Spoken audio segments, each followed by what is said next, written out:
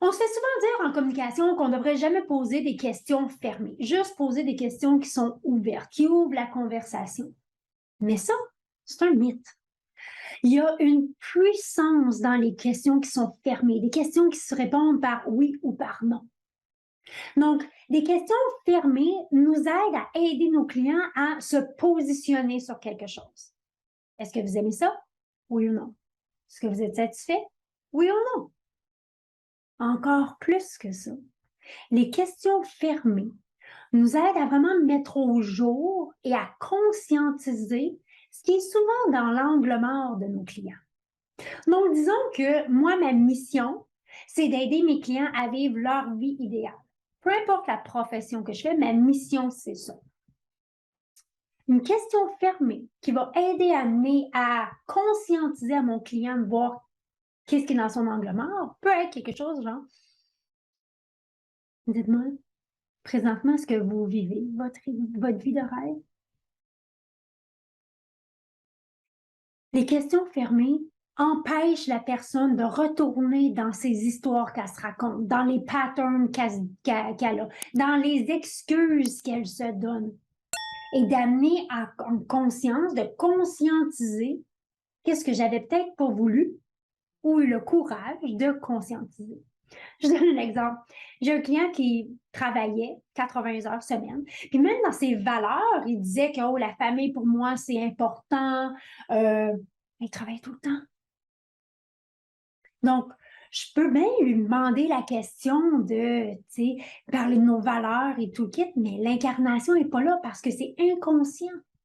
Donc, ma question a été plutôt du genre, est-ce que c'est comme ça que tu veux que les gens se souviennent de toi? Est-ce que c'est comme ça que tu veux que ta fille se souvienne de toi?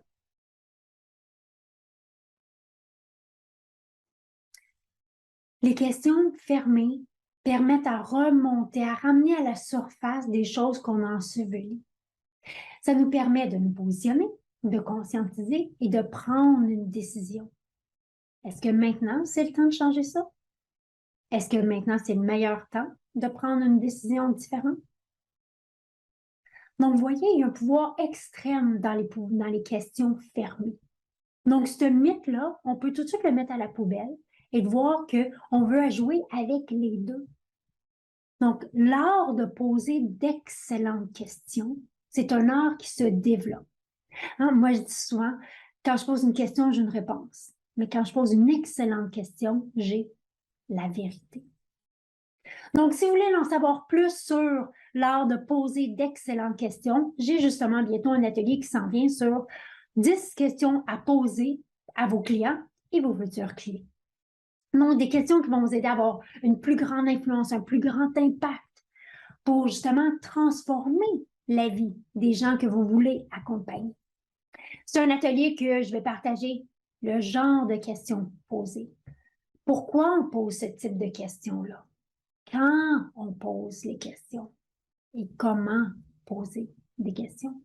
Des questions, c'est des outils, et c'est l'outil le plus important dans votre boîte à outils. Donc, cliquez sur le lien pour vous inscrire.